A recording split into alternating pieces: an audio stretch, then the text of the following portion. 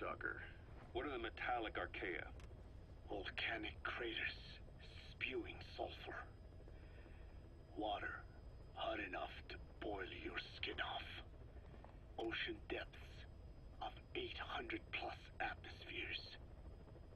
Wastelands radioactive enough to kill you where you stand. There are groups of organisms that survive despite. No. Because of living in such environments. I've heard about them. Extremo... something. Extremophiles. By selecting certain species, then subculturing and repeatedly modifying them, I created a metallic offspring of pure Archaea. They subsist on metals rather than organic matter. And some of them even consume uranium? Yes. Uranium enrichment Archaea metabolize only uranium-235. As a result, they produce weapons-grade enriched uranium. How is that possible? Consider how plants fractionate carbon isotopes when they conduct photosynthesis.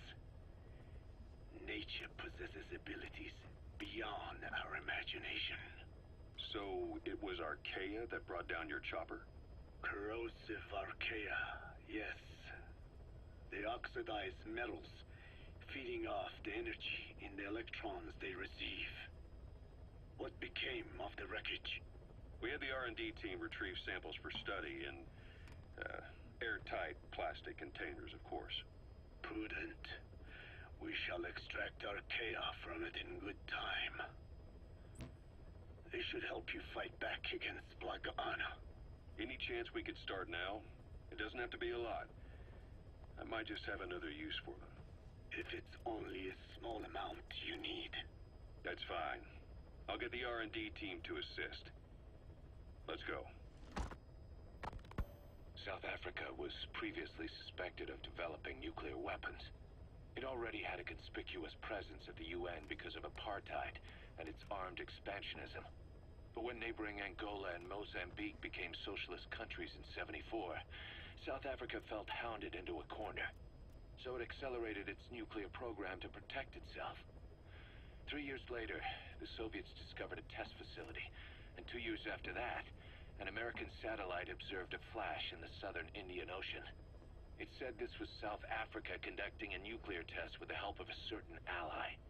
Skullface used the situation in South Africa to get this ally to lend a hand. They both wanted nukes, so it was a mutually beneficial relationship. On the surface, anyway. I figure South Africa started getting serious about nuclear weapons production in '75. In '74, the government was still able to get by with bluffing that it had a nuclear arsenal. But the year after, word spread that an independent armed group in the Caribbean was crushed by Cypher for possessing a WMD. That's right, boss. What happened to you and your men was the reason South Africa decided to push ahead with nuclear development.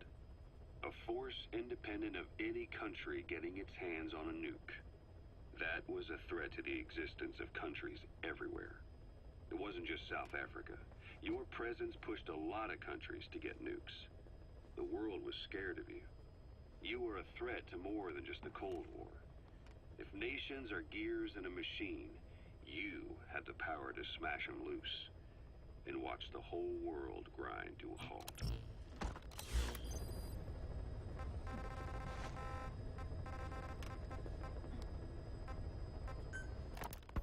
Emmerich uses externally powered legs of his own design. It's bionics technology, a product of the U.S. military's failed attempt to develop a powered exoskeleton. All the wearer has to do is apply a little force, and the actuators continue the movement in that direction. But his legs are unique. Instead of using a hydraulic mechanism, the actuators run off metallic Archaea. That increases the actuator's reaction speed and also enables him to lock and release the joints at will. The legs are a nifty little gadget, but they have two clear weaknesses. First, they're dependent on external power, maybe because he built them knowing he couldn't leave his lab. There's no internal battery.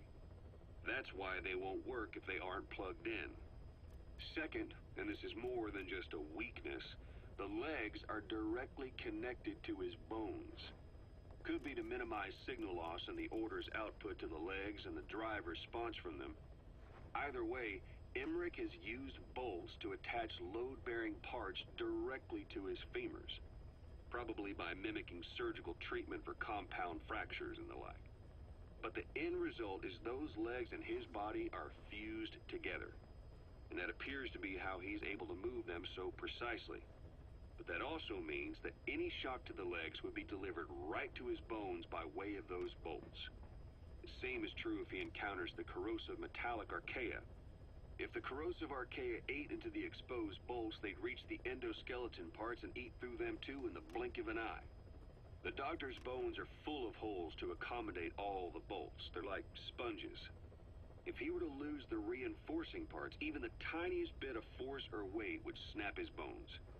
So when I dangled those corrosive metallic Archaea in front of him, he realized straight away what would happen. Life wouldn't be worth living if he lost those legs of his. I'd bet that is what the doctor fears the most. I just helped him imagine what it would be like. Thanks to that, I got the information we needed without either of us getting hurt. You know how he is. He's probably already over the shock. The better you know your adversary, the easier it is for you to get information from them. And vice versa.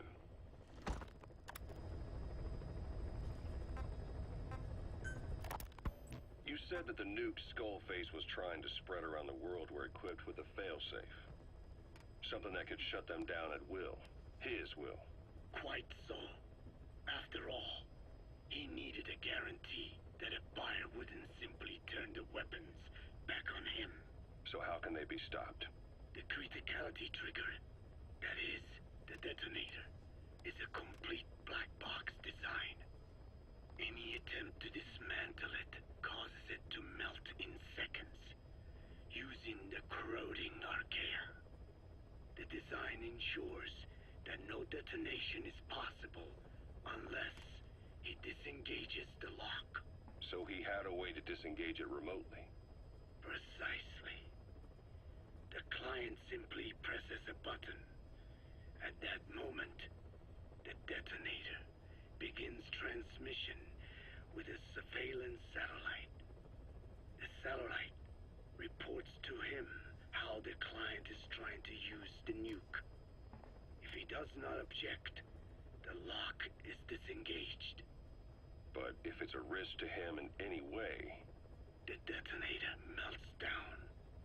The same is true if detonation does not occur within a preset time after the lock is disengaged.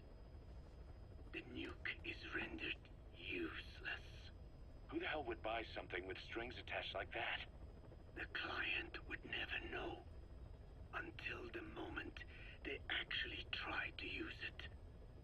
Most likely, he would have explained the time delay as the detonators needing time to activate. And he only intended to sell to technologically primitive groups in the first place. Let me guess. He'd claim it was defective and offer a replacement. Shadier than a used car salesman. Skullface shakes your hand like a friend, using the other to control you like a puppet. This is how he works.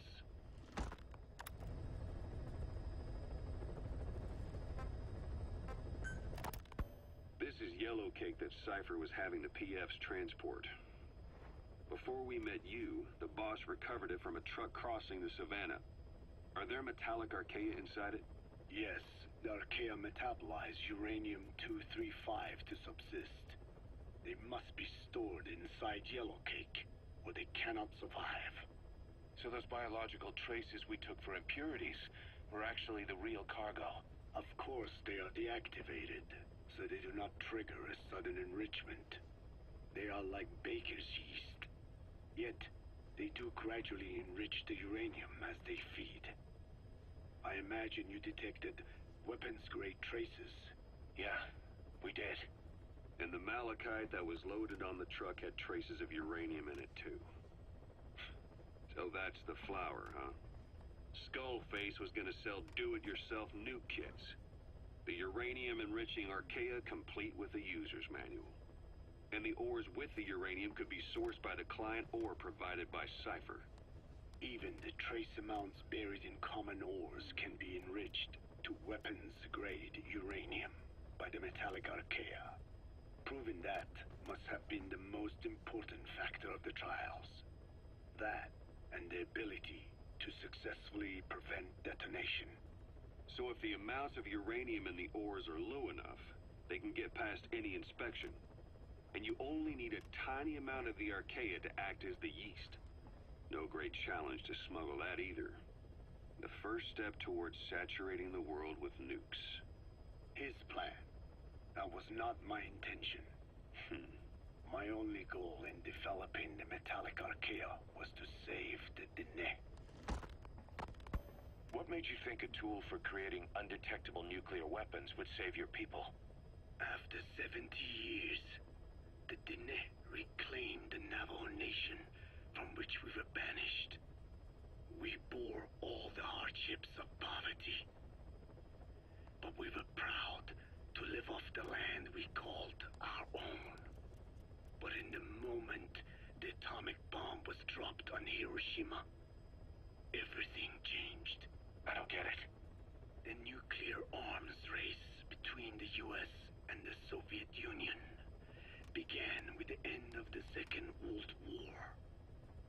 Suddenly, there was a massive demand for uranium.